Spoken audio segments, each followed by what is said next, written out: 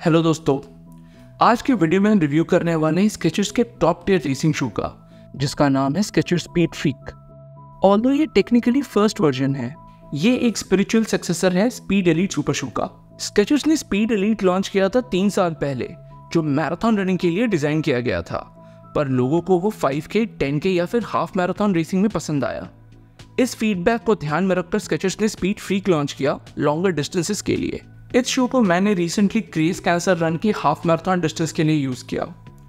Pace हो गया था क्योंकि मैं अभी भी अपने लंबर स्लिप डिस्क इंजरी से रिकवर कर रहा हूँ, पर जूते ने अच्छा साथ दिया, एक्सेप्ट लास्ट के कुछ किलोमीटर्स पर जब टेरेन डिफिकल्ट होने लगा इंक्लाइन के कारण। डिस्क्लेमर के तौर पे हम आपको ये बताना चाहेंगे कि ये शूज़ हमने अपने पैसों से लिया है। शुरू करते इसके स्टैट्स एंड फीचर्स के साथ। मैं हूं सिद्धार्थ और आप देख रहे Chauhar channel. Skechers speed freak की स्टैक हाइट है 34 मिलीमीटर हील पर, 30 मिलीमीटर फोरफुट पर और इसका ड्रॉप है 4 मिलीमीटर। मेन साइज 9 में इसका वेट है 198 ग्राम और इंडिया में यह आता है 17,999 रुपए का, पर अभी ये डिस्काउंटेड प्राइस पर अवेलेबल है। इसमें हाइपर बर्स्ट मिडसोल कंपाउंड का इस्तेमाल किया है, जो EVA फोम में कार्बन डाइऑक्साइड इंजेक्ट करने से बनता है। इसके 4 फुट में कार्बन इन्फ्यूज्ड विंगलेट सैंडविच्ड है एक्स्ट्रा स्टिफनेस देने के लिए। अपर मोनोमेश का बना है जो प्लास्टिकी लगता है और आउटसोल में पतले पैचेस दिए गए हैं गुडियर रबर के। अब बात करते हैं लाइक्स की, और इसका पहला लाइक है विंगलेट प्लेट्स। इन विंगलेट प्लेट्स के 3 एडवांटेजेस हैं। एक तो इसके स्टिफनेस के कारण ये अच्छा स्नैप देता है टू ऑफ के समय। दूसरा एडवांटेज है इसका रॉकर, जो सबसे ज्यादा नोटिसेबल सेंसेशन है इस शू का। हाफ मैराथन के दौरान मुझे कुशनिंग से भी ज्यादा इसके रॉकर से हेल्प मिला पेस मेंटेन रखने के लिए। तीसरा एडवांटेज है इसका स्टेबिलिटी फैक्टर। ये विंगलेट प्लेट्स साइड से ऊपर की तरफ एक्सटेंडेड हैं, जिससे ये फोम को ज्यादा कंप्रेस और डिस्टेबलाइज नहीं होने देता। दूसरा लाइक है हाइपरबर्स्ट कुशनिंग। हमें ऑलमोस्ट सारे शूज पसंद आए हैं जिसमें स्केचर्स ने हाइपरबर्स्ट कुशनिंग इस्तेमाल किया है, और ये भी कोई एक्सेप्शन नहीं है। ऑल्दो ये फर्मर साइड पे है, अगर आप इसे बाकी मेन स्ट्रीम सुपर शूज से कंपेयर करें तो ये अच्छा स्प्रिंग बैक देता है, जो हाइपरबर्स्ट की खासियत है। इसका स्टैक हाइट बढ़ा के स्केचर्स ने इसे सच में एक वायबल ऑप्शन बनाया है हाफ मैराथन और मैराथन डिस्टेंसेस के लिए। तीसरा लाइक है इसका प्राइसिंग। ऑल्दो ये शू ऑलमोस्ट 2 साल पहले लॉन्च हुआ था, इसका MRP बाकी सुपर शूज से चीप रखा गया था। अभी भी ये बहुत अच्छे डिस्काउंट में अवेलेबल है स्केचर्स की वेबसाइट में। डिसलाइक्स की बात करें तो सबसे बड़ा डिसलाइक है इसका ड्यूरेबिलिटी, स्पेशली आउटसोल में रबर कवरेज बहुत कम डाली गई है।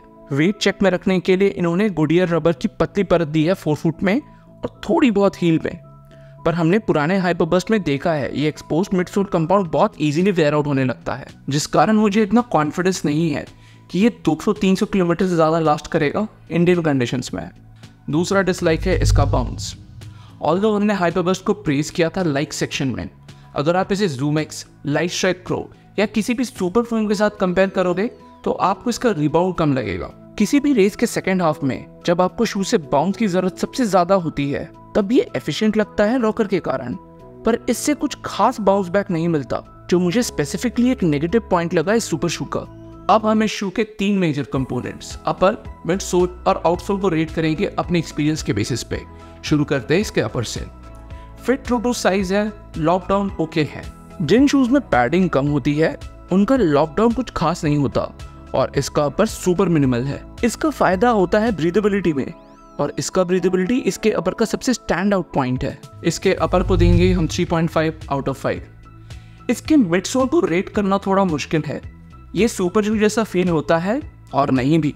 कार्बन विंगलेट्स और रॉकर का कॉम्बिनेशन इसके राइड को एफिशिएंट बनाते हैं, पर हाइपरबर्स्ट कुशनिंग लॉन्ग डिस्टेंस के लिए थोड़ा फर्म है। इसका रिस्पॉन्सिवनेस और रिबाउंड भी बाकी top tier marathon racing shoes से कम है। इसे हम देंगे 7.25 आउट ऑफ 10। स्केचर्स ने इसके आउटसोल में सिर्फ हाई इम्पैक्ट जोन्स पे ही गुडियर रबर डाला है। ऑल्दो रन के दौरान इसमें ट्रैक्शन की कमी नहीं लगी। इसकी ड्यूरेबिलिटी एक मेजर कंसर्न हो सकती है 200-300 किलोमीटर के बाद। स्केचर्स की बिल्ड क्वालिटी ओवरऑल एवरेज देखा है हमने, और कम आउटसोल रबर देना इस शू का सबसे बड़ा डिफेक्ट हो सकता है। इसे हम देंगे 2.5 आउट ऑफ 5। तो टोटल स्कोर आता है 13.25, जो इसके प्राइस के हिसाब से बिलो पार है। Skechers speed freak no doubt एक अच्छा शू है, पर हम Nike Vaporfly, Alphafly, A6 metaspeed sky plus या सॉकनी एंडोर्फिन प्रो 3 प्रेफर करेंगे रेस डे के लिए। अभी इसकी डिस्काउंटेड MRP 10,000 के आसपास है, और इस प्राइस पॉइंट पे हम इसे एज अ वर्कआउट रिकमेंड कर सकते हैं। Skechers ने रिसेंटली इसका सक्सेसर स्पीड बीस्ट निकाला है हाइपरबर्स्ट प्रो मिडसोल के साथ, पर इंडिया में ये अभी भी अवेलेबल नहीं है और हाइपरबर्स्ट प्रो के अर्ली इंप्रेशंस कुछ खास नहीं है Razer 4 में। तो ये था हमारा रिव्यू Skechers स्पीड फ्रीक का। अगर आपको वीडियो पसंद आया तो लाइक और सब्सक्राइब जरूर कीजिएगा।